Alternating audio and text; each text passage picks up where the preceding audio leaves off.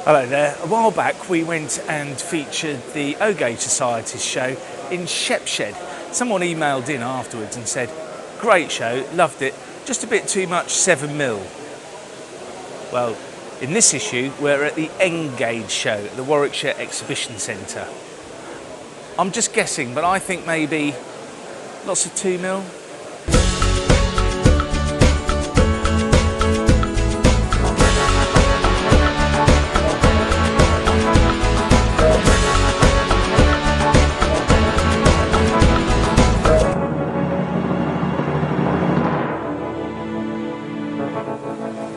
Quarrybank Main Line, it's a layout that's evolved, hasn't it? It's changed its name. Just describe the development for me. Okay, well the development started probably back in 1992 when we decided to build basically just a little shed board. It consisted of two little 4-foot boards. We then started to expand the layout in a sense because we wanted to put more stock on. So we added a quarry on at the far left hand side. And then we built an extra board for storage at the top end, which had a farm and a little shed and a transport depot on it. But we got a bit stayed, shunting back and two with locos around the shed, and we wanted to get it back to mainline running again. So then we built two 6x1 boards at the front, issued a mainline on it, two 6x1 fiddle roads at the rear to keep all the mainline stock on. Basically what happens on the front is you've got a main up and down line with mainline expresses, DMUs, mainline freights, and we model mainly in modern image, both from the blue period right through to EWS today. On the bottom runs a shuttle service which is all automatic, saves the operator having to bother about it. So there's lots going on, isn't there? Oh yes. Lots of flashing lights, I've noticed, Brian. There certainly is. What we're trying to do, we're trying to create an image to the public where what we're trying to create is if there's nothing happening as regards local train movement on the front of the layout, at least we've got something happening on the layout itself. We've got cranes which revolve around, we've got a big crane which lifts steel, we've got music which comes out the church as if the choir are singing on a Sunday morning, and we've certainly got roadwork lights.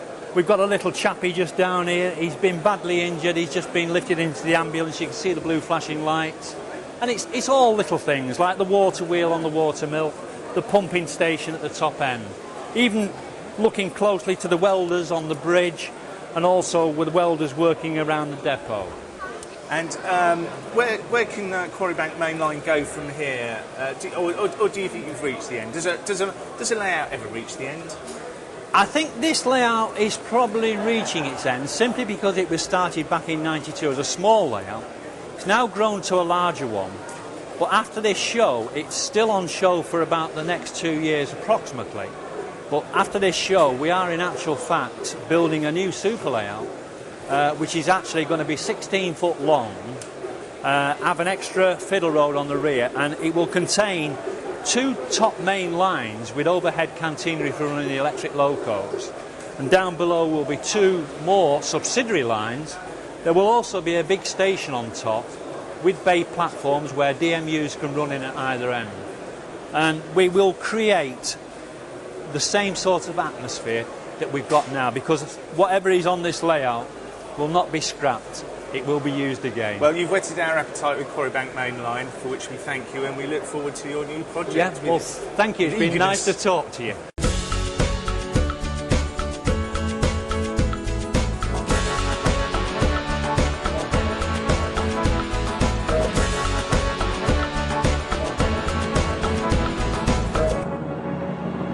Kevin, Kings Park, an ambitious layout.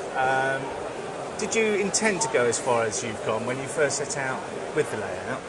Yes, we did. So you knew what was ahead, the catenary, the overheads, the third and fourth rails on the underground? The person who supplied the diagrams and the drawings for Kings Park when we initially built it actually worked on the West Coast Main Line in that area. His dad was a driver from the area, and using pictures and drawings we was able to put Kings Park together. Obviously we changed the name because of modelling licences, things like that, etc. But it's very much Queen's Park, yes, isn't it? It's very much Queen's Park. A lot of people who have seen it, Ali Pally and at Worley, have said straight away that they've recognised Queen's Park maybe because of the buildings, a gentleman actually said that he used to live in this house that we've modelled. So yeah, pretty. Well, it's one of the great train spotting locations in London, isn't Yep, it? yep. And there's, well, I feel almost obliged to get my notebook out here. It's a great representation. Yes. What are you happy with? What do you like? What do I like? The thing I like about Kings Park is that there's always something moving. We've always got something moving for the public. I could say that when you go to some train shows, you could watch some layouts and see nothing move. But on here, we've always got something moving. There's always something happening. You and the team, the Engage Society in East Sussex. That is correct, yes. Have built this and the stock. Yep. And you've won several awards for it. That is correct, yeah. With good Yep. reason. I mean, talk me through the tube stock, for instance. The tube stock is all built from plasticard and using, I think it's a Taylor roof that we've used. And it's just all plasticard, and the gentleman who's made it has cut out all the doors individually. The motors we use Arnold Koff motors, which is just a little diesel, stripped out, put underneath these things, and away you go.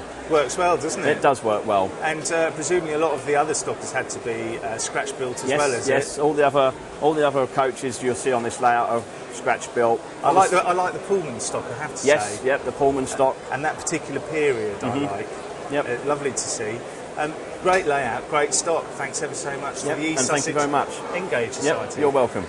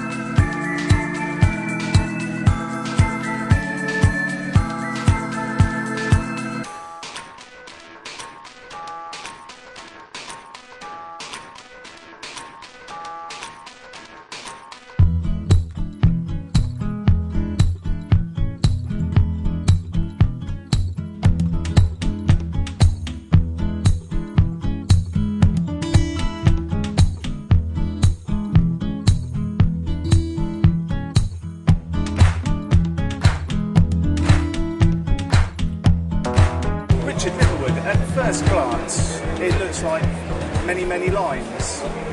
It looks like at first glance, yeah, but it's actually just two lines that go over the three levels. Okay, so there's the long main line, really. Yeah, that's that right. loops around on itself. Yeah. And there's the preserved. That's right. Let's talk about the preserved line first. Yes. Lovely eye for detail. Thank you. We like the Deltic cab in the car park. Were you inspired by anywhere? Actually, I was inspired by the fact that I got a bit of space left on the layout and nothing to put in it. And also I got a few steam engines that I'd had from a previous layout, and I thought the two would go together. And it's something I've not seen done before as well, so that seemed like a good way to fill the space up. And I love the fact you've got electric locomotives there. I mean, I always wonder, how did that end up there in real life? You see. You can get, with it being preserved, you can get away with anything really, anything goes.